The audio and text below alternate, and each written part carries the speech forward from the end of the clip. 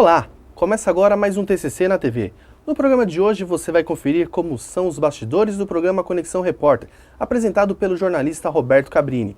Acompanhe uma equipe de reportagem investigativa e alguns caminhos percorridos para desvendar a verdade oculta. Confira!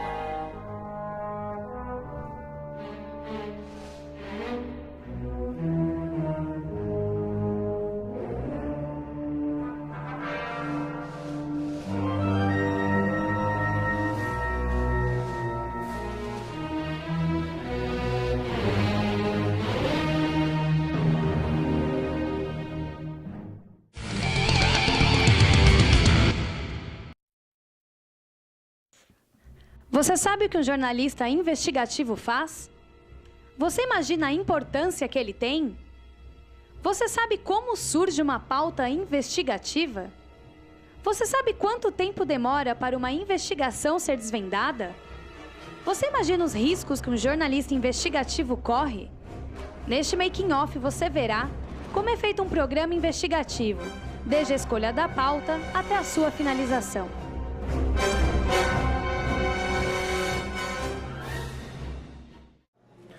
A proposta do programa é tocar de assuntos que ninguém tem coragem de tocar, ou então tocar aqueles que todo mundo toca de uma forma diferenciada. É fazer matérias profundas. O programa é uma forma de documentário, então a gente tem tempo, né? A gente procura mostrar as coisas de forma profunda. Procuramos, é claro, ser competitivos, né? Abordar assuntos que têm um bom poder de comunicação com a população, mas ao mesmo tempo fazer jornalismo em alto nível. Então a gente quer ter uma comunicação grande com o público, mas exercendo jornalismo de alto nível, e a gente está muito feliz porque esse ano, por exemplo, a gente já provocou 3 CPIs, 3 sessões de CPIs, já repercutimos no New York Times, na CNN, no Le Monde, no El País da Espanha. Então, eu acho que a gente tem cumprido o nosso papel. Só que isso, cada semana, é um desafio diferente. Um programa que não se contenta com o fácil. Um programa que quer ir sempre mais a fundo nas questões. Essa é a nossa proposta. Sempre ir mais a fundo.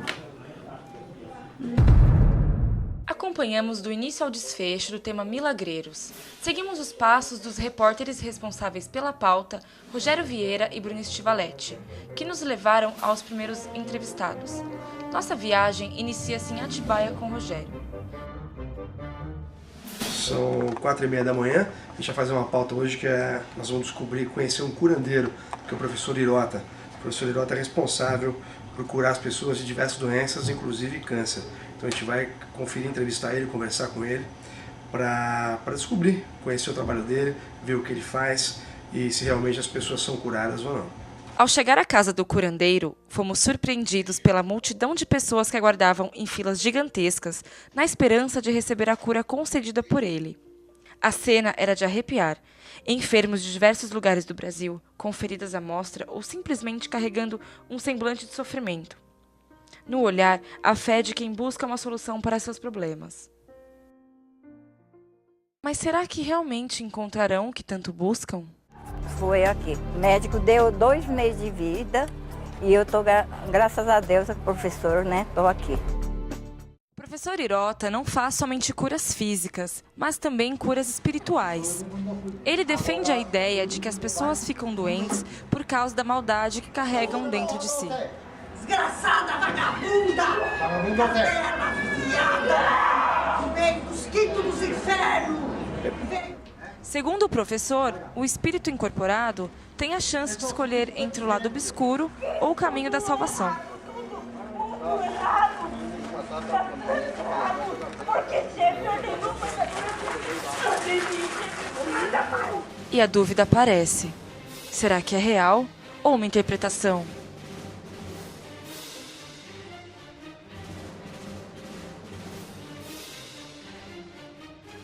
Eles me disseram e realmente tudo se confirmou com as mesmas pessoas. Por quê? Porque ele é mais fácil para entrar. Missão dele. Mas por que são sempre as mesmas pessoas? Por quê? Mais, como que fala, que mais fácil encostar ou não sei, missão dele. Só o único ele dá para entrar. Se outra pessoa, outro. Depende de mente diferente. É que fica difícil para a gente entender por que que são sempre as mesmas pessoas. Porque se elas estão curadas, o normal seria que outras pessoas viessem aqui. Por que sempre as mesmas pessoas? Por exemplo, se espírito ruim encosta com todo mundo, como que vai? É que dá a impressão para a pessoa que volta aqui que ela sabe exatamente o que vai acontecer. Porque são as mesmas pessoas, os mesmos espíritos. É só uma missão, né? Vocês se lembram de Kayoko Tamanaga? Há 16 anos ela teve um câncer no pâncreas e foi desenganada pelos médicos. Qualquer tipo, se for para salvar ela, tá qualquer tipo.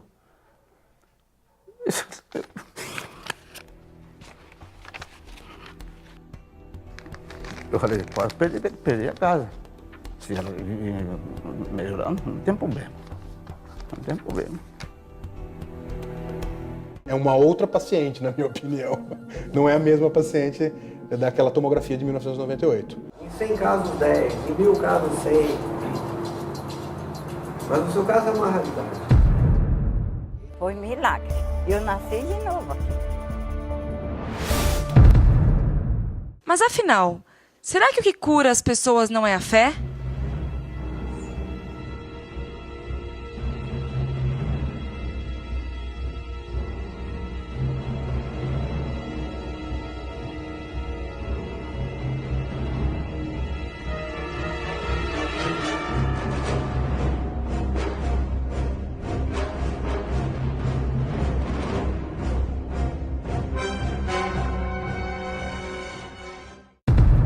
Abadiânia, interior de Goiás, Bruna Estivalete vai à procura de outro milagreiro, João de Deus. Milhares de pessoas buscam a cura por intermédio deste homem. Sua fama atravessa fronteiras, recebendo visitas de estrangeiros que também buscam um milagre. Ele chega a atender até 2.000 pessoas diariamente. Quando eu vou para pauta, para qualquer pauta que eu vou fazer, dependendo do tema, eu sempre procuro ver os dois lados e tentar apurar material sobre o assunto antes de chegar no local. Então eu apurei, entrei na internet, vi já matérias que já tinham sido vinculadas sobre o João de Deus. Mas quando eu cheguei lá, mudou tudo. Tudo que eu tinha pesquisado, tudo que eu tinha pensado. E jornalista também tem um negócio, uma maneira que já chega lá, é um jeito de ser de jornalista que já chega com o pé atrás, né? Já acha, esse cara é picareta, ou será que esse cara não ganha dinheiro com as pessoas?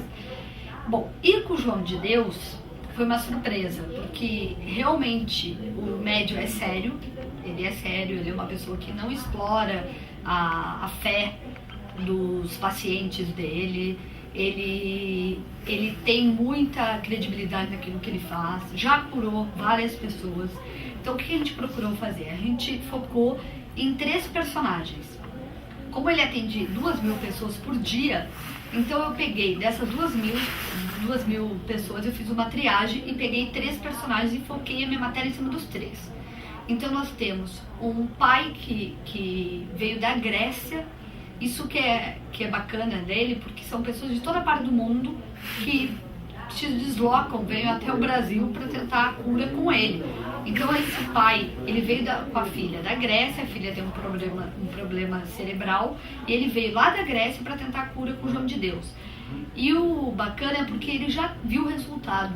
Na primeira consulta ele já viu o resultado, já viu que a menina reagiu, levantou a mãozinha, a menina não mexia a mão. Então foi muito bacana, tanto para a família, que teve aquela satisfação, que veio buscar e conseguiu. E pra gente também de ver a vitória ali, com a criança reagindo àquele tratamento. Não estou pregando religião. Eu sou evangélico, eu sou católico, eu sou espírita. Eu sou aquele que prega a palavra do meu Pai. Em qualquer lugar que eles pregar a palavra de Deus, pode me chamar que eu vou. E daí também tem uma outra senhora, que é a dona Edith, que mexeu a mão, também não levantava, não andava direito, que também a gente mostrou o caso dela. Mas também tem o lado negativo. Teve um senhor de BH que ele fez uma cirurgia no olho, que ele tá com catarata, não conseguia enxergar. Esse senhor continua, não enxergou, ele fez a cirurgia nele.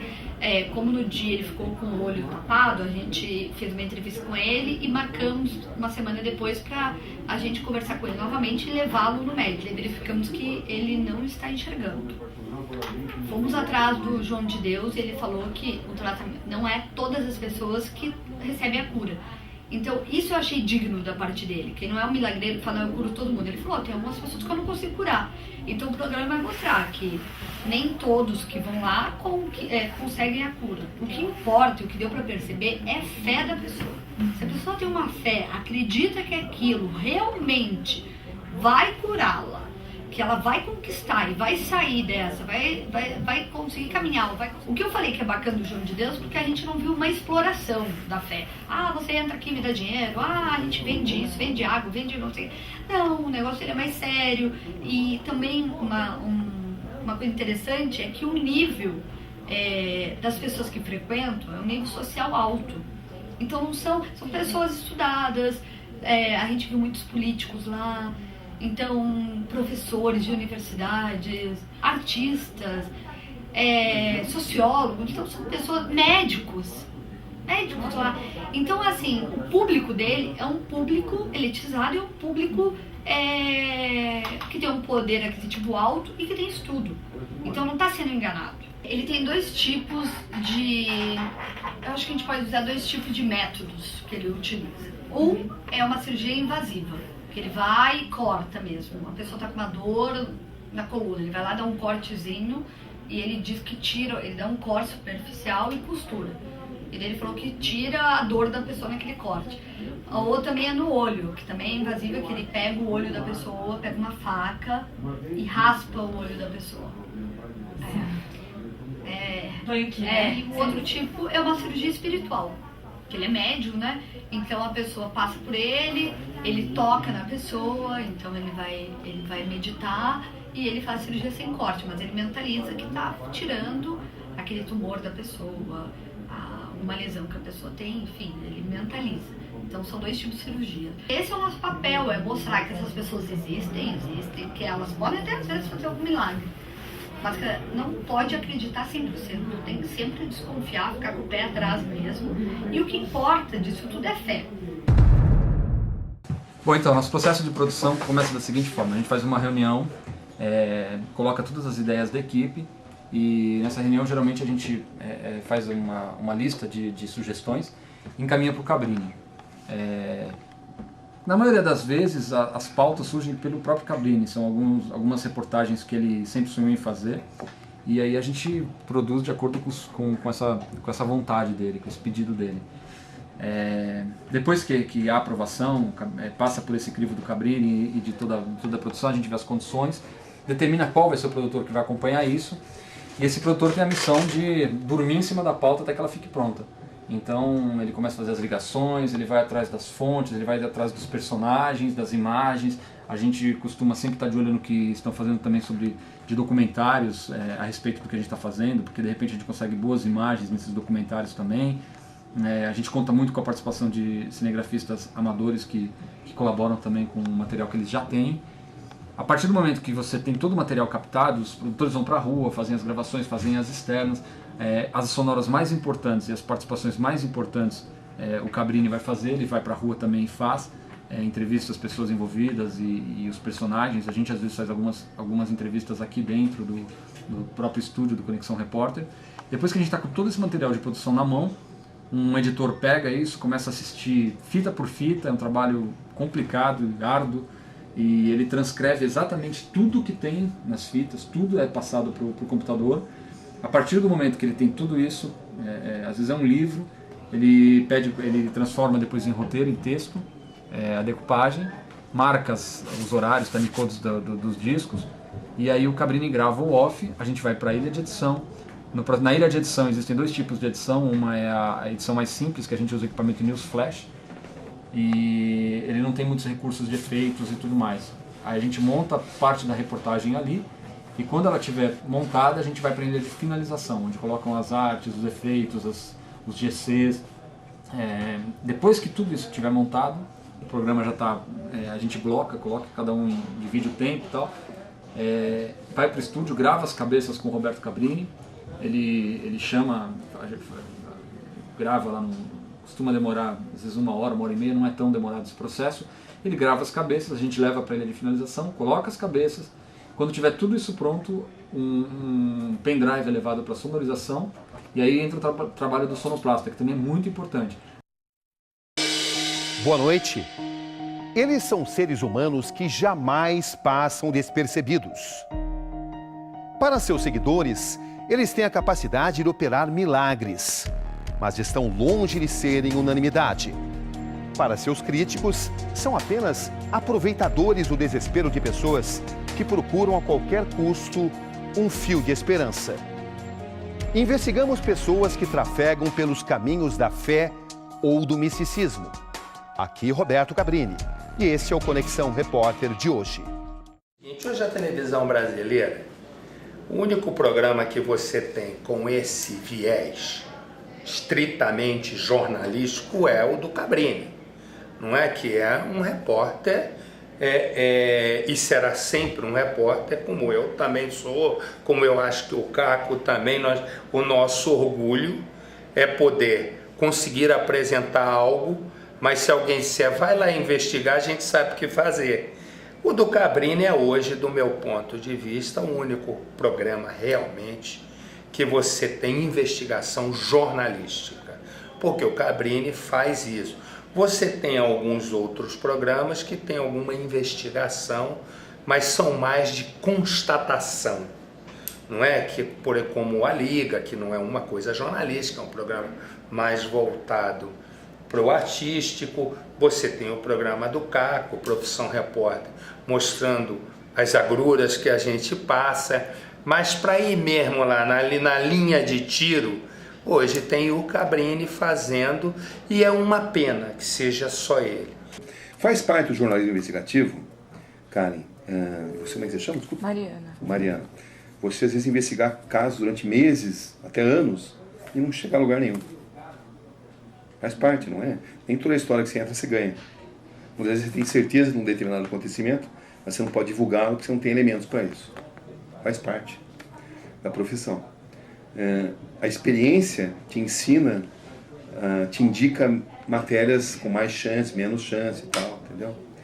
Mas você não tem nenhum método 100% certo. Enfim, faz parte desse jogo perder também.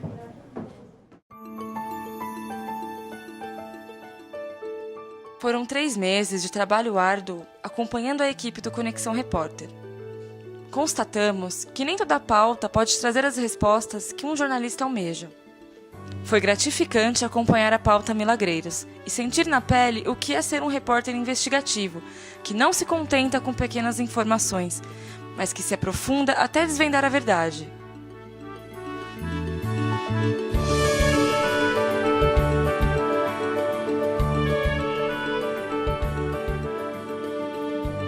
O mundo é um mar de verdades ocultas a ser navegado pelos marinheiros da notícia.